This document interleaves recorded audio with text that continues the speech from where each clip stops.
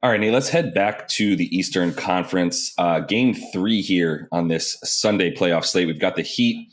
They are locked up now. No, I'm sorry. They're up 2-1 with those Hawks in Atlanta. They did win both first two at home. Atlanta came back in game 3. I did hit that first half bet -1.5 for the Hawks. That was nice. And then, it kind of seemed like they were giving that back to the Heat there in the third quarter. And then fourth quarter, as I think what we're going to focus on in this game as an angle that we're looking at to definitely impact how we bet it, is Kyle Lowry, whether or not he plays. I believe he's still a game time decision. This is a 1.5 point spread here on the game in favor of the Heat once again.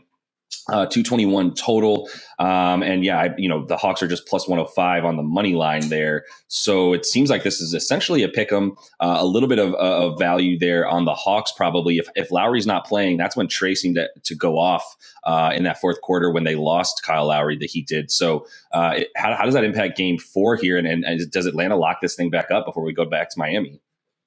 It's a toss-up, according to the line, and I can't believe Miami's the exact same spread as they were in Game 3 now that they're missing the spearhead of their defense and their most, calm veteran point guard out there. Jimmy did what he could with that added load, got us those 8 assists, almost got the win for plus 720, but he didn't shoot well because he's also playing point guard and he's trying to get his own shot from weird angles, and that was their last possession, was just a horrible shot.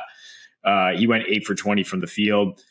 Yeah, I would lean Hawks here with Lowry. I don't think he's going to play. I don't know if he's going to play the rest of the series. He's like 36 years old and he has a hamstring strain, and Devin Booker's out 2 to 3 weeks with the same injury. So I think it's complete reset here. And I think you're looking at Heat in 6, which is plus 250, or Heat in 7, plus 380.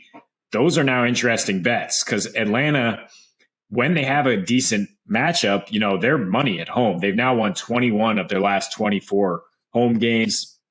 They could easily win this one and also win game 6 if it comes to it and force this to 7. I don't really think they're going to win any games in Miami, even without Kyle Lowry. I think Miami is too tough.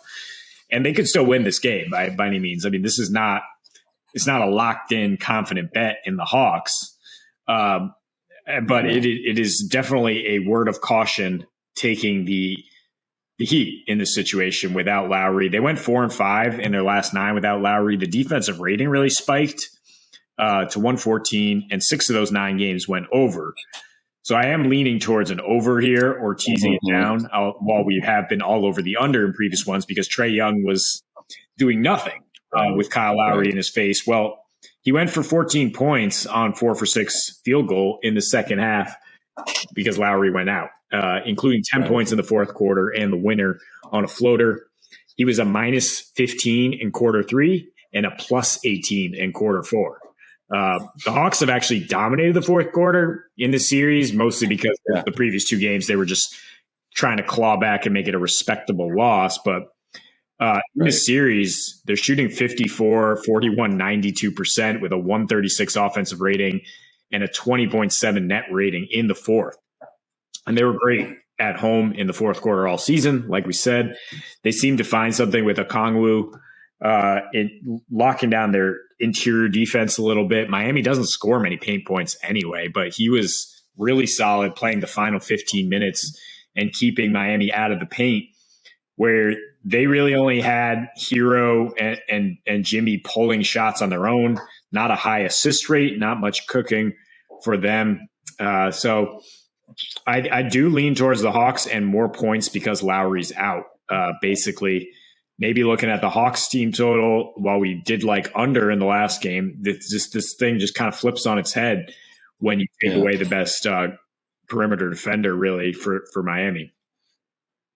Yeah, perimeter. Yeah, it's definitely, you're giving a lot of credit to Kyle Lowry for sure, and he deserves a lot of it. I would say what he does in this particular matchup.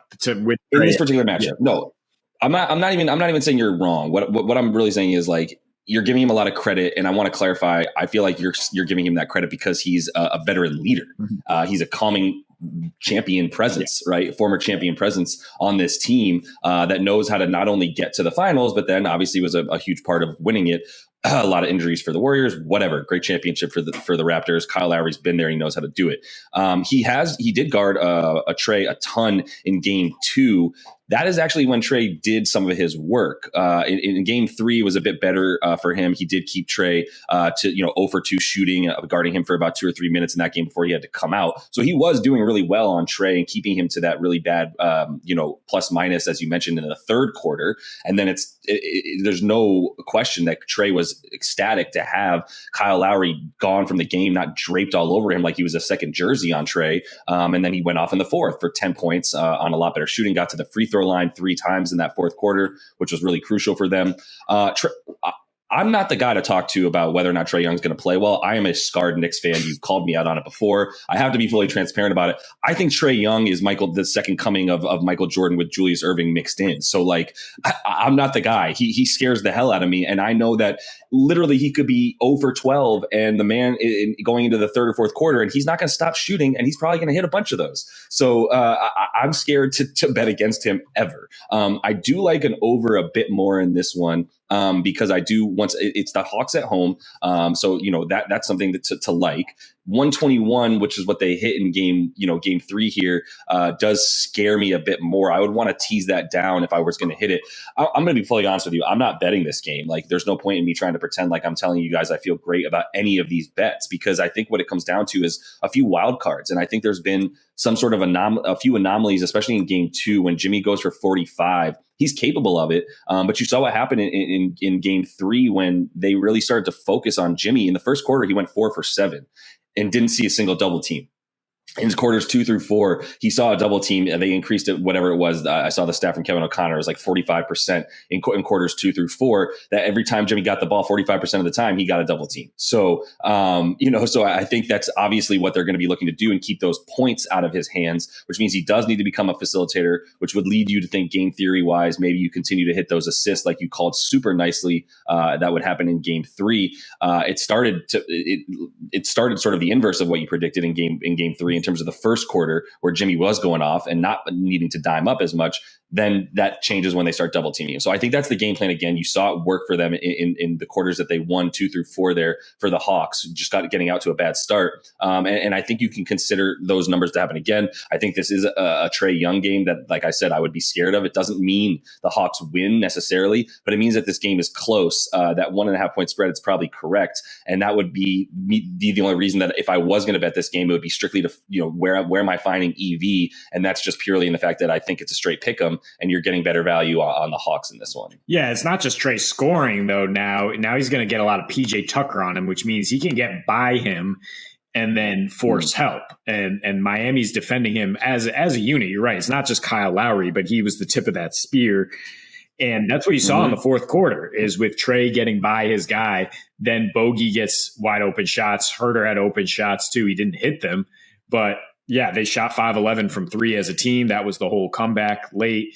Like I said, they're hitting 4.5 threes at 41% in the fourth quarter this series. They're getting really good looks down the stretch when Miami's veterans are not able to keep Trey in front of him when he finally starts to get going with that dribble penetration. Yeah, I mean, we're not saying like this is a Trey blow-up game and you should bet him. We're just saying he's going to be a little more effective than we were used to in those first 2 games. And that's why we like Atlanta to keep scoring and probably get us over. I mean, you look at the recent splits, Miami scores 4 more points per game on the road since the start of March. Atlanta scores 7 more points per game at home since the All-Star break. Exactly. Miami shoots 41% from 3 in that span on the road. Way better there. More assists too. Max Strus doing a nice job on offense. He's going to be playing more for sure. And with Hero, Duncan, Max Strus alongside Jimmy and Bam, that's a lot of weaponry for them to be able to keep pace in the scoring department. If Atlanta continues to find a little bit more success as they crack that defense and the way that they're guarding Trae Young. Yeah, for sure. And Tyler Hero and Max Drew started to get it going in game 3 as well. I don't think the Hawks mind that nearly as much as they do mind another, either 45-point output from Jimmy or a triple-double style performance from Jimmy where he's just completely controlling the game. The point is they don't want the ball in his hands. If he's got the ball in his hands, and as we've been saying, he can just walk into the paint without any real defensive presence down low, with Okongwu being a lot better against certain bigs on the Heat, but he hasn't been much of a help defense presence. They really needed to double Jimmy up top to get that ball out of his hands. So